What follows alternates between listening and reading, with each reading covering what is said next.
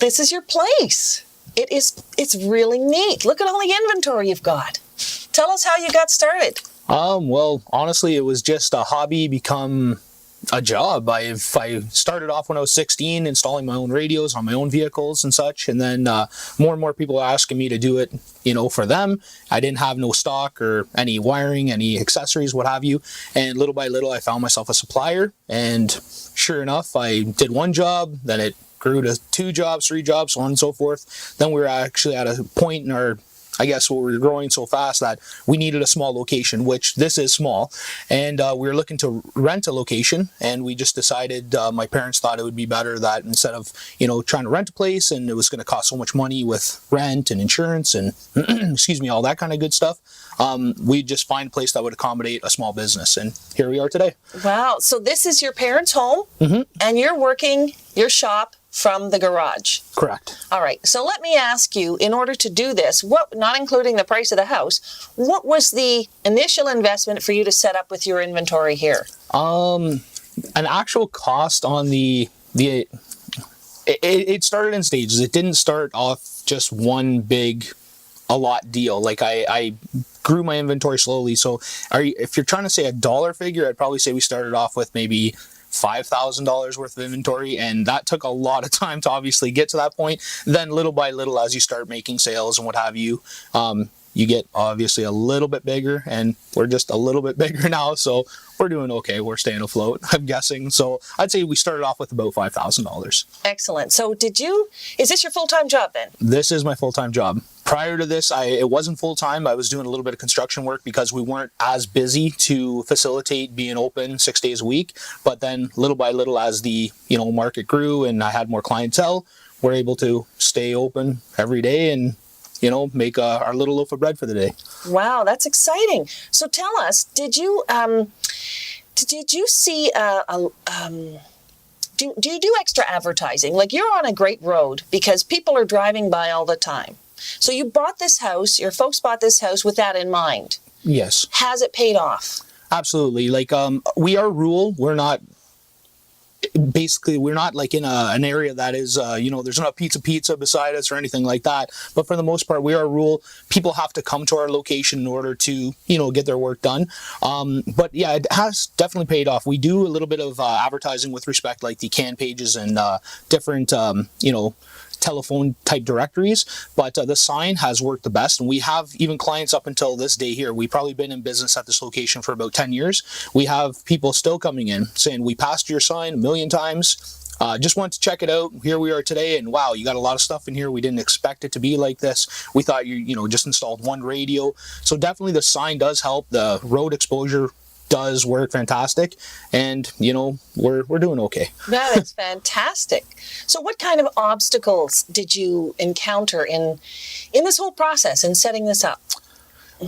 It's a little bit tough. There's always the risk factor about starting your own business. You don't exactly know what the next day comes with. If you have a job and you work your 40 hours, you're guaranteed your pay rate, whereas you're basically providing your own pay rate. So you have to really hustle. Yeah, there's a lot of long nights. There's a lot of Sundays when you maybe don't want to work. You're kind of pushed to work because a client wants to get something in. So there is a little bit of you're frightened by that. You want to try to get as many clients as you can because you're scared. You don't know what the next day holds for you. But we've pushed through it, and now we're more balanced in respect that we don't have to work as much because the clients are kind of filling in the schedule accordingly. So I'd say that was probably one of the biggest obstacles that we had to face, is just the fear of not knowing what the next day brings in. But I guess most businesses are like that as well. So that was our biggest kind of challenge that we had to overcome. Excellent. So are you happy you did it? Absolutely. I love what I do. I went to school for something totally different. I went to school for physiotherapy and massage therapy. I love that as well, but going through school, I was just so... I liked doing the audio, and my hobby became like my passion, and my days went by so much faster when I was doing the audio as opposed to doing the physiotherapy and massage therapy. So one just overruled the other. So I had to make the point in my life where I said, what am I going to do here? And I wake up every day, I'm happy. And somebody said, if you can wake up and go to your place of work and it's like a holiday, you've made it. So I really enjoy what I do. People, they can experience that. They know that. They see the gleam on my face. I'm happy when I look over and I see somebody happy. It makes me happy. So all in all, I think I made the right decision in sticking with what I'm doing. You know, it's so neat for me to see almost everybody we interview took the plunge to follow their passion. Mm-hmm. And, you know, it is true. You can see it in somebody's face. You can see their excitement. You can see their joy. And, you know, you might have little obstacles during the day, mm-hmm. but it doesn't dampen that joy. You're still doing your passion. You Exactly, know? Yes. It's wonderful. What about your neighbors? Neighbors, for the most part, is because we are rural. Our neighbors aren't exactly as close as a subdivision living would encompass. But for the most part, like, our one neighbor is quite far away. He doesn't really complain about, he's never really complained about any of the noise. We try to keep everything within, operating times. So we're not blasting music or letting off alarm systems and such at the wee hours of the night to cause any confusion or any drama. But for the most part, our other neighbor on the, to our east side, he's super supportive. He's one of my customers. He comes in, he buys a lot of stuff. He has an old car himself. And they're just, both neighbors are great for the most part.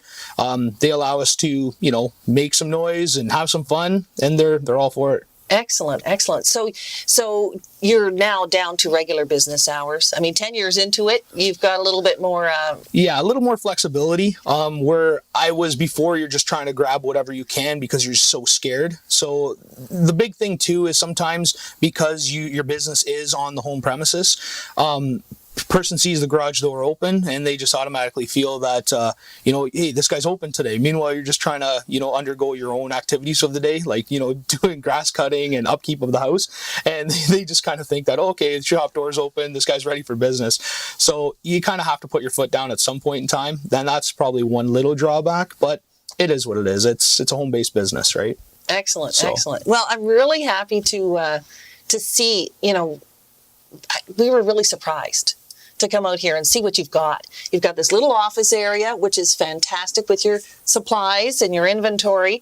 You've got we're going to get some footage of this later, but you've got sample speakers where people can hear and test, various devices.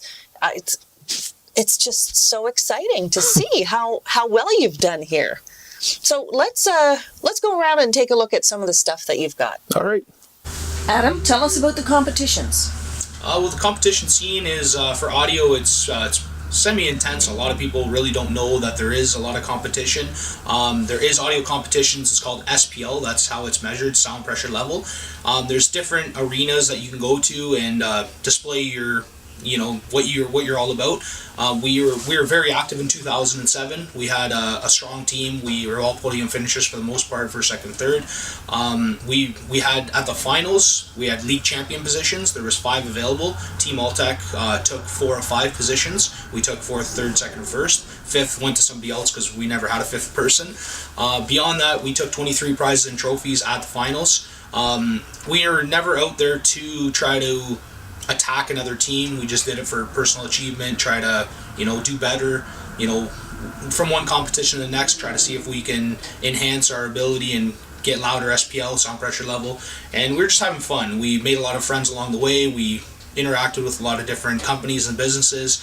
And we just had a really good time. We were broadcasted or displayed rather in Performance Auto and Sound, which is like a big magazine that shows different showcases of people's abilities and people's achievements, and we've had multiple write-ups based on that, and we're just having fun. We're not as active in competition now because the business starts getting a little bit busier where you really can't allocate that much time.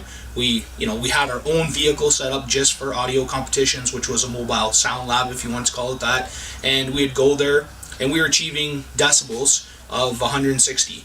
So a shotgun blast typically would be about 120. So we were not in the vehicle at all. We had a podium external. The vehicle set up, the system basically entailed 2 15-inch woofers, and we had 12,000 watts at the time, which was 4 amplifiers strapped together, and we were able to achieve that kind of numbers. Everything was all engineered, sound length calculated, and down to a quarter wavelength, and we were just having fun doing it. So it was pretty fun all in all.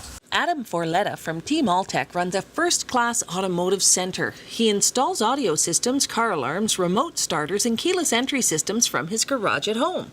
Entering Adam's garage is like walking into an automotive audio wonderland, a sight and experience you don't expect to be tucked away behind a garage door. This is a business that grew from a hobby into a part-time venture to a solid and thriving full-time business.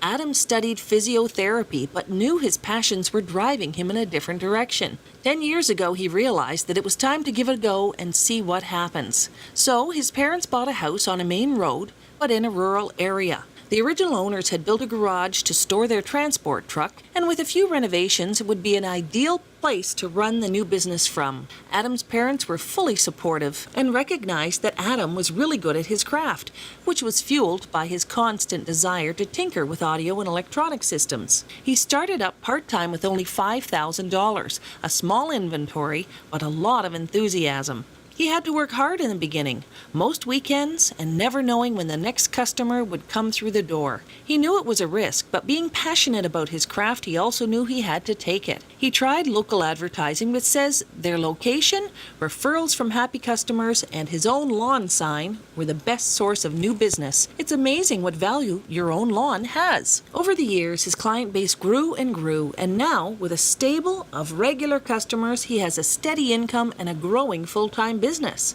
Wouldn't it be wonderful to wake up happy to go to work every morning like Adam? He actually looks forward to coming into work. His greatest joy is the happiness on his satisfied customers' faces. We'd like to thank Adam Forletta at Team Altech for taking the time out of his busy schedule to do this interview with us. I'm Tracy Thomas. Thanks for watching. Please join me on my next interview of another homeowner building wealth around their house. See you later.